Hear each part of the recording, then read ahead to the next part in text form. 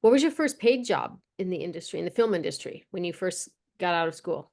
So I was still working on my thesis, and I mean, part of the what you get from education is a network already built in, right? And because we know, the people that have gone through the Stanford program, we know what we're all capable of doing.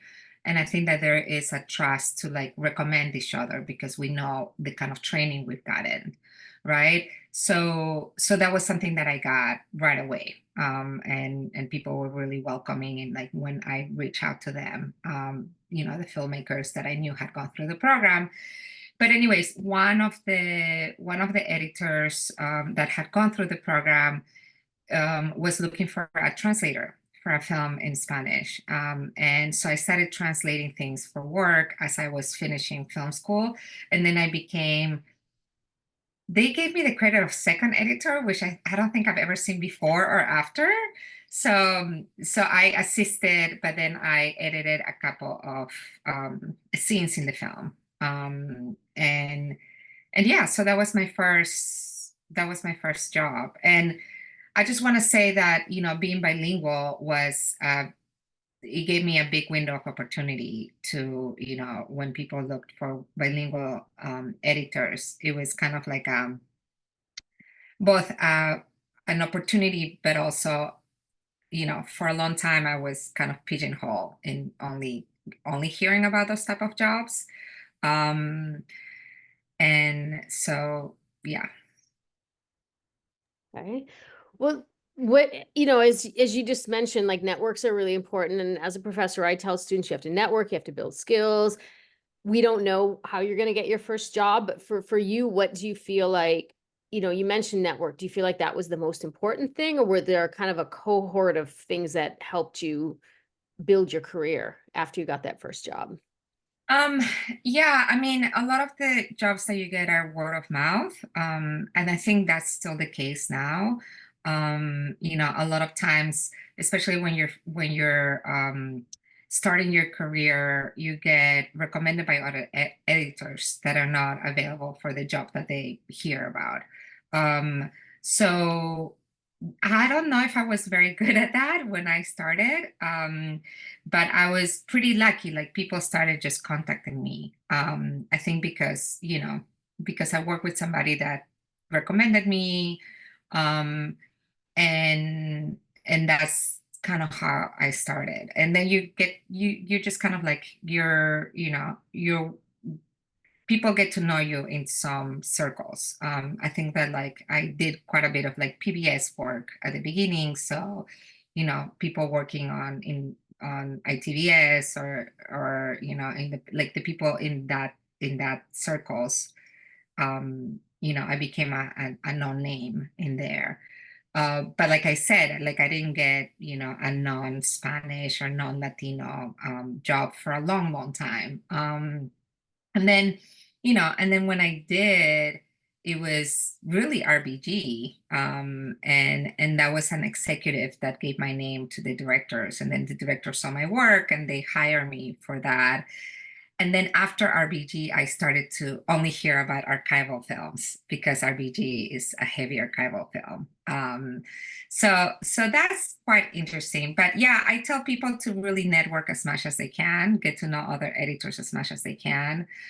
Going to film festivals where there are editors, because there's some very small film festivals that kind of like attract editors or people that just want to watch films and not necessarily are just workshopping their own films. There's like some festivals that are market heavy where a lot of directors and producers go to. There's some smaller festivals like Candem or Full Frame where the community gathers, mainly just to also just watch the films. And those are good places to go to and like meet people. But a lot of it is word of mouth. I founded an organization that unfortunately I'm not involved with it, or I really can't be involved with it anymore, but called BIPOC Documentary Editors. It's a database and an initiative I started that with editor David Teague. And it's, it's still very much alive. They're doing a lot of amazing things. And it was to encourage the industry to look outside of the networks, because there's so much word of mouth that you just get recommended by the same people, and a lot of times it's mostly white filmmakers recommending white editors. And so we wanted to create a database so that people can just expand their circles and their networks and make an effort to do so, and to hire more diverse editing teams. Yeah, that's great. I think I found your contact information. No, we connected on LinkedIn, but then I Yeah. saw you on Brown Girls Doc Mafia as well. Brown Girls of Mafia is another great example for, just looking outside of that. I mean, it makes sense, right? You want to always hire people that are proven, that you work with before, and that their work, that that they're going to deliver a film for you. But I think that we just need to make an effort to create more access, especially to marginalized communities, and also support their excellence, right? The potential for excellence. So, yeah. Yeah. Well, the next question was about hiring and what you look for. So you kind of touched on it, but I guess just to be more specific too, because remote editing is so possible now. And some people are telling me like they have these global teams, and you don't have to be in New York and hire an editor in New York so you can sit side by side. You can hire someone in Bombay or, London. So I guess since you kind of talked about hiring, could you weigh in on like your experience or how you see remote work and that kind of affecting hiring? Um, it affects both hiring, but also it affects the way that we're learning storytelling a lot, because that first job that I told you about, it was with a very experienced editor who became my mentor. And I learned a lot from that experience. In film school, I was making, it was very, intense, and you had to have thick skin. And I learned a lot about my own voice as a filmmaker, but I was making short films. And in that first job, I learned how to tackle a narrative arc for a feature film, which is like a whole different monster, right? The peaks and valleys of drama for 90, 100 minutes is just a different thing. Um, so mentorship was really important for me then. And mentorship is really effective when it's mentorship while you're making something, not only like having meetings, like not only doing the networking where you're having meetings and asking people how they got this job, or asking people for a recommendation. um you know is really learning the craft and learning how to be a storyteller. It's not easy. And I'm learning continuously by looking at other people's films. I love going to rough cut screenings, because I'm able to see kind of like behind the scenes, what they're coming against, what are the issues that they have, like how are they working with the themes and the narratives of the film. And that's just kind of like a lesson, when you see other people's process. And you also see like how hard it is for everybody. um, so that's what we're losing with some of the remote stuff that is happening. We're losing that personal contact, that, for the assistant editor to be able to be in the room where the story is being discussed, right? If you give an assistant editor something to cut, how do they know how that scene is going to fit into the larger picture, the larger story, right? So they're going to cut that scene, and it might not make any sense in what we're trying to say. So I feel like that's one of the downfalls of remote, because apprenticeship is you know, not as normal anymore. And people are getting stuck with just the technical aspects of it. So, and even with, I mean, at the same time in Frida, we did a lot of remote work. But that was mostly, the core team was in New York, and it was important for me to like get together. I hired a supervising editor. I had a very creative producer. I'm sorry, I'm jumping around quite a No, bit. that's okay. But This okay. is super relevant. This is super relevant because I think I Okay. heard you in an interview talk about hiring animators in Mexico for free work. Yeah. So the story team, it was important for me to get us together. And my supervising editor, which was also David Teague, the guy that I did that database with. If you look at his credits, he's just incredible. I would say he's one of the best storyteller minds in our community. So that was just such a treat, especially because I knew that I needed to work in collaboration with somebody else, especially if I was going to both direct and edit at the same time. So he became instrumental in like finding the voice of the film. My producer also was really involved in the creative aspects of the story.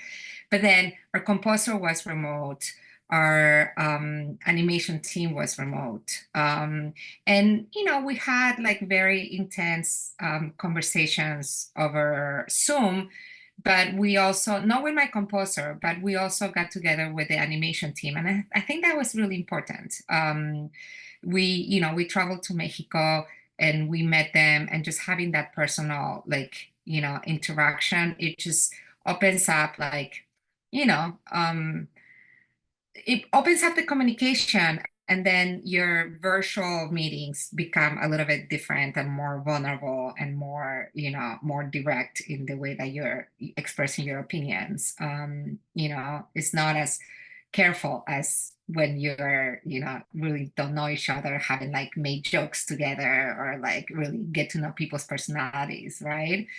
um, but the work was happening in different places. Our composer was in LA. And that's the beauty of remote, right? It has its limitations for some of the collaboration that is beautiful to do in person, but it also allows you to be able to work with talent that is not near you. And that was really important to me, to be able to like pull in talent from Mexico, or Mexican talent that was anywhere in the country, right? Our composer is from Michoacan. He lives in LA.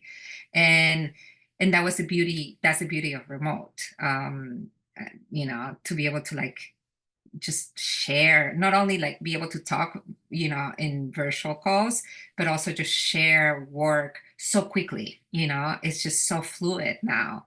And I was able to work from home and also jump in the office. Like, the technical aspects of it is beautiful right now, because you can really pick up, like just jump into a computer that is far from you and then just work from anywhere in the world, really.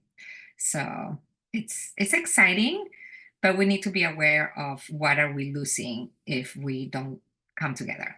Yeah, for sure. That is true that people watching it and talking about it together is just not the same remotely. Yeah. No matter how much you know each other, it's just not the same over Zoom. Yeah, even the sense of humor, because I was really lucky to work for RBG. There was a lot of humor in that film, even for Julia, the Julia Childs one. And I think partly that came from the wonderful dynamics that the directors and I had in the room, where we talked to each other, and like hearing them laugh at some things. And it really, yeah, it's like watering a plant, right?